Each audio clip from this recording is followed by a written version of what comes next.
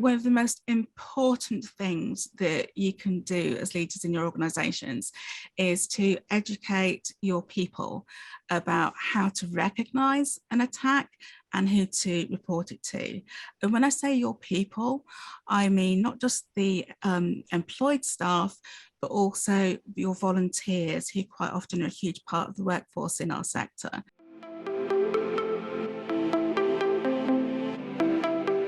A good incident management plan is actually about establishing a framework that guides you through the stages of an incident.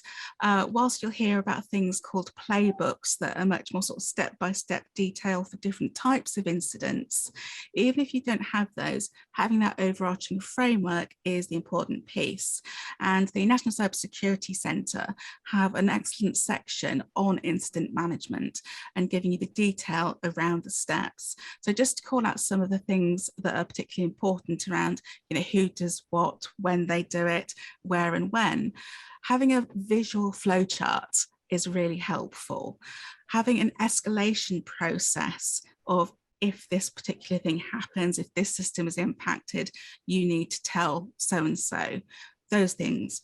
Having an offline copy of your key contacts, because if there is an awful incident that you can't access your systems, and when that happens, you don't want to be using those systems to communicate with one another. You want to do something that we call out of band. So it might be using a messaging system like WhatsApp or Signal or Telegram or something. You need to have all your numbers programmed in somewhere else so that you can communicate if there is an incident. And then the final thing I would say to include that's really quite important is the procedures for reporting up to the regulators. So the Information Commissioner, if it involves personal data, they need to be notified within 72 hours of becoming aware of an incident.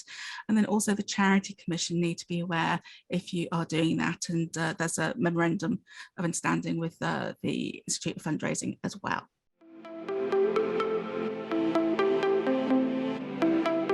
Depending on the significance of the incident and your connectivity with other organisations, you may need to be brave and say, in this circumstance, we will actually shut down our internet connection, or we will shut down delivery of this particular service whilst we contain the issue and make sure it's safe to bring everything back up. So generally speaking, you want to get things back up and running, but in security, you also want to be assured that you've managed to contain it and make sure the attackers are out of the system.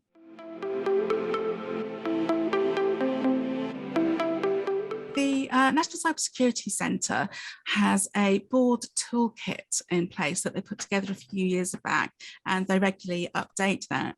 And there's information in there about the risks to your organisation and thinking about those and identifying which are the most important, and then thinking about, okay, if there were an incident related to this, if this became a reality, what steps would you take? So you have the meeting with your colleagues, you establish what's important, you say, this is what we're concerned about, you write a plan using the NCSC information to help you walk through that, but then you don't stop there.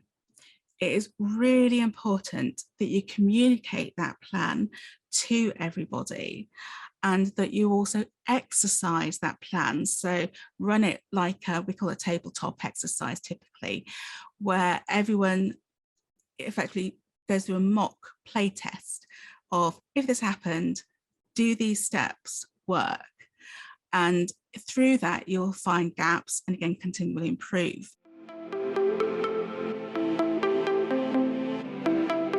Everything moves really quickly in cybersecurity. The attackers are always coming up with new and inventive ways to find ways to compromise our organizations. So it's important that you regularly, and by regularly, I don't mean once a year, ideally monthly, update your plans to take account of any new systems or processes that you've introduced, perhaps new suppliers that you're working with, so updating those offline contact lists. And with the exercising, you don't have to pay lots of money.